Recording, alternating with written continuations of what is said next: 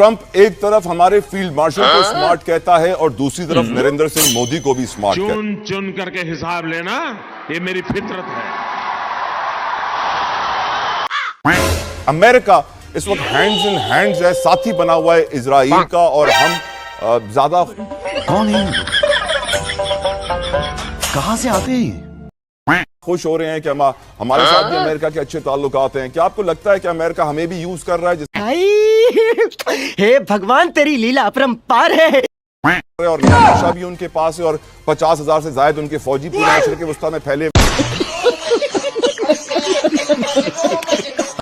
मेरे पाकिस्तानियों, आज आपको आगाह करना चाहता हूं कि किस तरह से 25 करोड़ लोगों का मजाक उड़ाया जा रहा है। गजब बेइज्जती है। हमारे जर्नैलों ने पाकिस्तानी अवाम का सौदा करते करते ट्रंप को शीशे में उतारने के लिए उसको बाकायदा नोबेल इनाम के लिए नामजद कर दिया। अरे कौन भौंक रहा है ये बदतमीज? यहाँ पे काम चल रहा है और ये निकलो बाहर, निकालो इसको बाहर, निकालो। ये उस वक्त हुआ है जब ट्रंप कह रहा है कि 2 हफ्ते में हम फैसला करेंगे कि हमने किस तरह का हमला करना है ईरान के ऊपर। बल्कि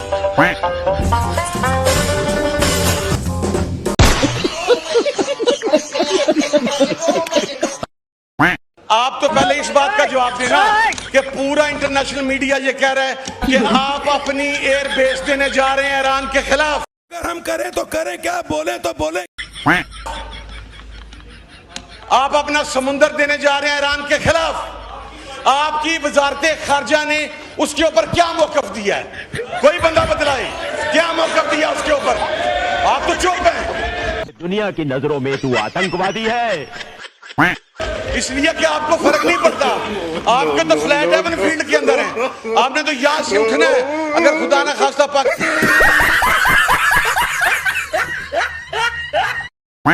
पर कोई मसला हुआ, आपने तो रातों रात फ्लाइट पकड़नी है जिस तरह मुशर्रफ के टाइम पे पकड़ी थी, और यहां से निकल के आपने वहां पर भाग जाना है। यही नहीं, अभी और सुनिए।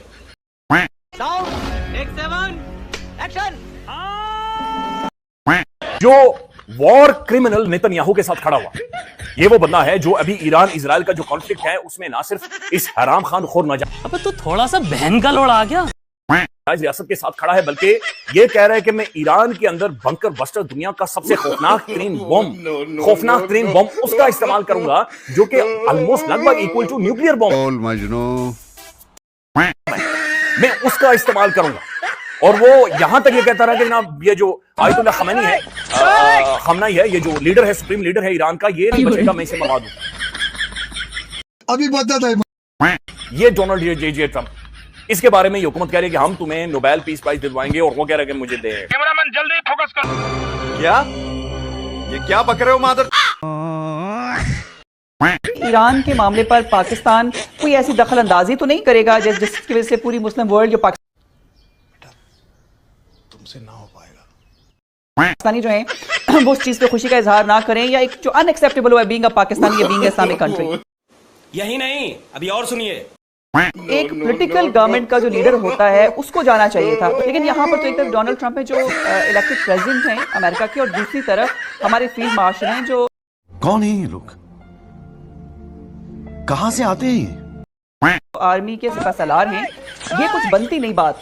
समीना, जिन लोगों की आप बात कर रहे हैं उनके मुताबिक आर्मी चीफ कौम का बाप होता है, तो बाप आके दूसरे लीडर से मिल ले तो क्या एतराज है?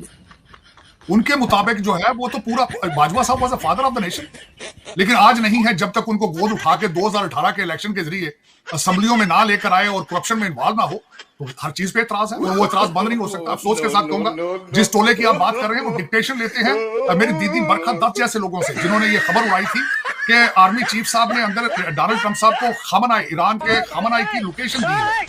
अफसोस के साथ कहूंगा, अमेरिका को लोकेशन का क्या ख्याल है वो पाकिस्तान से लेने की जरूरत है? वो खुद रोटियां नाक में डालते हैं।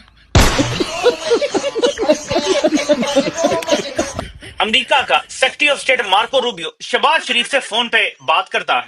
पहले आसिम मुनीर को बुलाया, डोनाल्ड ट्रंप ने मुलाकात का शर्फ बख्शा, वो फूला नहीं समारा। साथ DGI का मामला तय हो चुके। अब शहबाज शरीफ को आगाह किया जा रहा है अमेरिका की तरफ कि मामला तो तय कर रहा है जनरल साहब, लेकिन अब सारा नजला उन पर गिरेगा आगे जो होना है, सारा बोझ उन पर गिरेगा जो आगे होना है। तो फिर शहबाज को भी कॉल कर